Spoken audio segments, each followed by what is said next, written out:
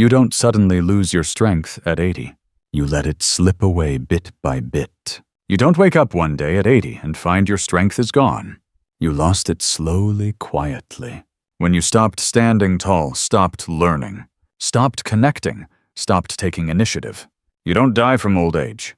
You fade because you let yourself wear down without ever pushing back. Look at Mr. Charles, 83 years old. He's not terminally ill, but he's slowly disappearing. Not physically, but in spirit. He still lives in the same house, eats regular meals. But his eyes are dimming, his voice is fading, and his daily routine, sit, watch TV, stay silent. He once walked the halls as a proud, passionate school principal. He taught, he mentored, he stood tall with purpose. Now he leans on the armrest just to stand up. He wakes up disoriented, with nothing to look forward to. And the scariest part, no one saw it coming. There was no warning. No doctor told him, Charles, you're not fading because you're sick. You're fading because you stopped living. But here's the truth. You still have time, because what's cutting your life short isn't your genes. It's not cholesterol. It's not the number on your medical chart. It's 5 silent enemies, stealing your spark day by day. If you recognize them early, you can reclaim your rhythm. You can reignite your fire and live not just longer, but brighter, fuller, and on your own terms. Keep watching, because the final reason, the one most often forgotten, might just be the one that decides whether you live 10 more meaningful years or merely exist in silence. 1. Silent inflammation. The smokeless fire burning you every day. Not everyone feels sharp pain. Many people just feel tired, a foggy mind, stiff joints in the morning, a sluggish body like they're carrying something heavy they can't quite name. And then they sigh and say, I guess I'm just getting old.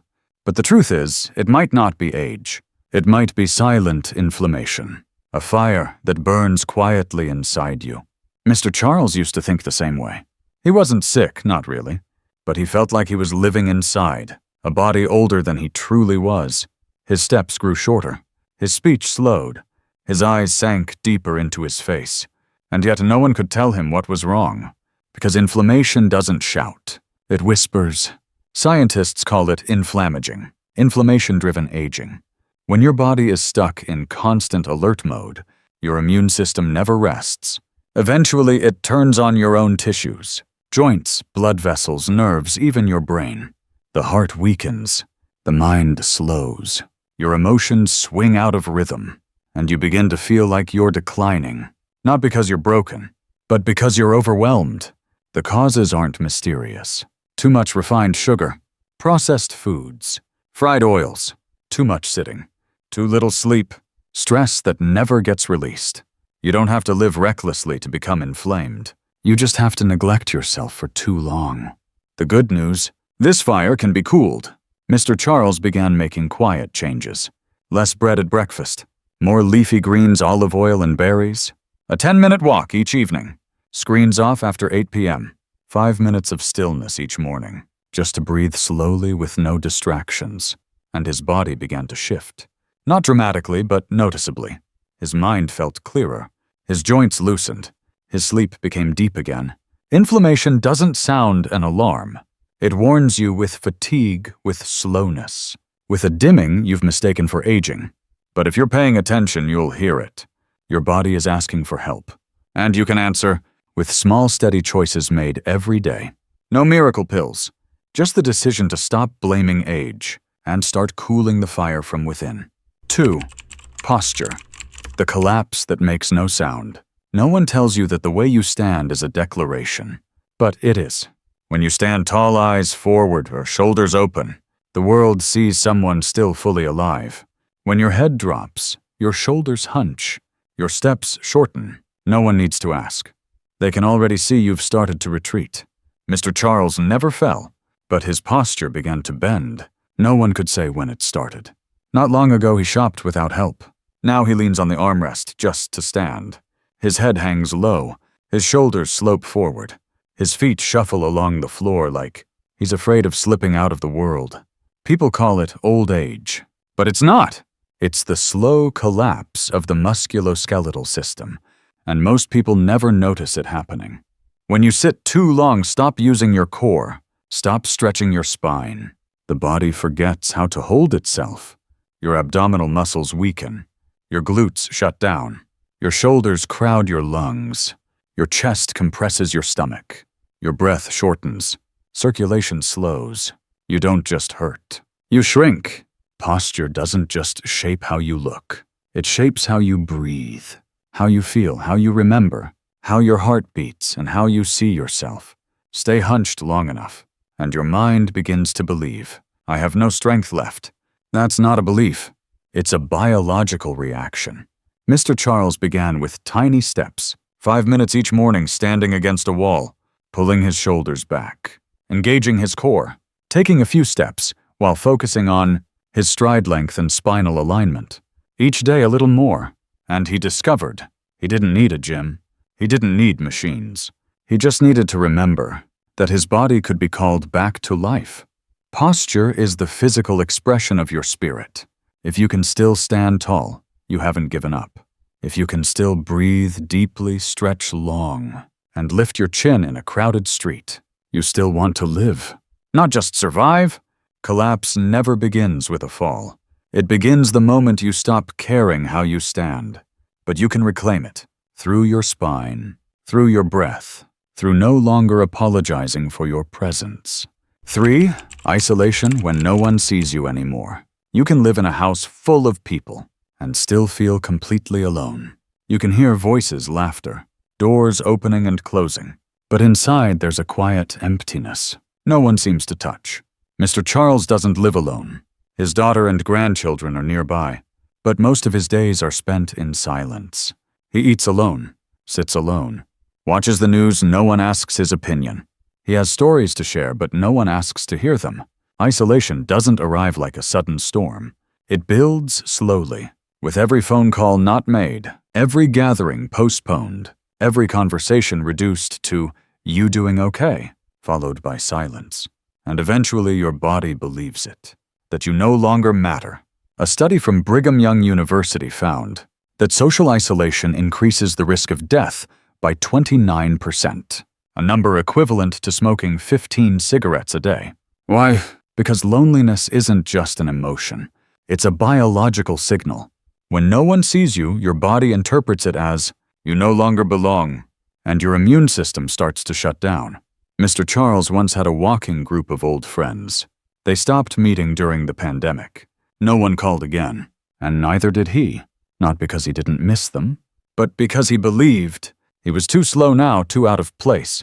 That's when isolation takes root, not from the outside, but from within. Then one day he picked up the phone and called his old friend Harold. Just one call. It led to a quiet coffee meetup. After nearly 3 years, nothing magical happened. They just sat and talked about the old days. But Mr. Charles's eyes shone a little brighter afterward. And that night he slept more soundly, because his body had received a signal. I still belong to someone. We don't disappear from the world in one moment. We fade when no one hears our voice anymore. But it only takes one gentle check-in, one small meetup, one book club, one invitation to tea, to reconnect. Not to be surrounded by crowds, but to exist with meaning. Because the body only fights to stay alive when it still feels like it has a reason to remain. 4. Mental sluggishness. When you stop learning, your brain starts to fade. Here's a truth many shy away from. The brain doesn't age because of time. It ages because you stop using it. Mr. Charles once had a remarkable memory. He taught entire lessons without notes, remembered every student's name, and could quote the classics effortlessly. But in recent years, he began to forget. He'd forget to turn off the stove, forget whether he'd eaten lunch, forget what he was about to say. At first, it was just mild confusion. Then came the terrifying blanks. Everyone reassured him. That's normal. You're just getting older. But no one told him the most important thing. The brain doesn't wear out with age. It rusts from disuse. Studies show that after age 60, if you stop learning new things, your brain's neural connections begin to shrink. The hippocampus, the center of memory, starts to wither. Neurons don't disappear because of age, but because they stop receiving a clear message. Keep growing. The brain is a processor, not just a storage unit. If you keep feeding it the same content, familiar news, old stories, unchanged routines, it shifts into power-saving mode, and soon sluggishness becomes the default. Mr. Charles didn't start learning again to prove anything. He started small. Each day he wrote a short paragraph using his left hand, even if the handwriting was hilariously bad. Each night he listened to an audiobook instead of watching TV. Each week he memorized the name of one new person. He met at the park, and slowly his brain came back to life. He found himself more focused in conversation. He started remembering his dreams, and most importantly, he no longer felt like a stranger in his own thoughts. If your memory feels slower, your reactions dulled, your thinking clouded, don't be too quick to blame age. Ask yourself, when was the last time I learned something truly challenging? Even 10 minutes a day learning a new skill, explaining something out loud, handwriting an old memory, sends a powerful signal to your brain. I'm still here. I still need you. And just like a muscle, the brain will respond. Not with strength, but with life. 5. Loss of purpose. When you no longer have a reason to wake up. Mr. Charles still woke up early every day. His body's clock hadn't broken. But instead of stepping into a day with direction, he just sat by the window watching the street below, sipping weak coffee, then dozing off in his chair. There was nothing that needed him. No one truly waiting on him. No lessons to prepare. No calls expecting his reply. And eventually his body began to understand. We're no longer needed. His appetite faded. His body slowed down. His heart rate dipped. His emotions flattened. His sleep became restless and vague. Not because of illness, but because his survival system had stopped receiving commands to keep going. Science has a name for this purpose-driven longevity. People who have a reason to get up each morning, no matter how small, have stronger immune systems, lower inflammation, and sharper cognitive function. In Okinawa, they call it ikigai, a reason for being. Even if it's just watering plants or cooking for a neighbor. Mr. Charles once had purpose. But after retirement, the pandemic, and turning down a few charity teaching gigs due to fatigue, he slowly let go of the one thing. His body had always relied on direction. Then he met Mrs. Rosa, 86 years old. Every Tuesday she made soup for the nursing home nearby. Each morning she handwrote sympathy cards for those who had recently lost someone. Every afternoon at 4 p.m., she sat by the window to wave at school children walking home, calling each one by name. No one paid her. No one formally needed her. But she had a schedule, a purpose, a sense of meaning, and her body responded in kind. Energetic, alert, alive. Mr. Charles didn't go back to his old job. He created a new one, a weekly book reading at the senior center, 1 hour a week teaching U.S. history to school kids over Zoom, a monthly column for the local paper. No one made him do it. He chose to, and in that choice he came back to life. You don't need a new career. You just need a reason to stand up. When you have purpose, whether it's tending to plants, teaching someone to arrange flowers, or playing a role in a small group, your body understands. I'm still here. I still matter. And when purpose returns, so does your energy. So does your spark. And so do you. Conclusion. You don't fade because of age. You fade when you stop sending signals that you want to live. Mr. Charles didn't need a miracle. He just needed to reclaim the pieces of himself. He had quietly let go. A healthier meal to cool the fire of inflammation. A straighter posture to breathe deeply again. A phone call to remember he still belonged somewhere. Something new to learn.